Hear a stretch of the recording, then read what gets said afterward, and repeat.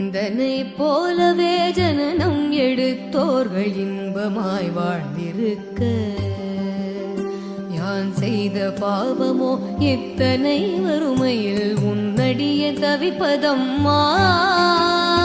உன்னையே துணை என்று உறுதியாய் நம்பினேன் உன் பாதம் சாட்சியாக. உன்னையின்றி வேறு துணை இனி யாரையும் காணேன் உலகத்தனில் எந்தனுக்கு.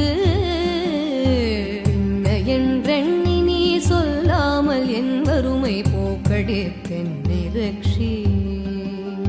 பூலோகம் மெச்சவே பாலன் மார்க்கண்டன் போல் பிரியமாய் காத்திடம்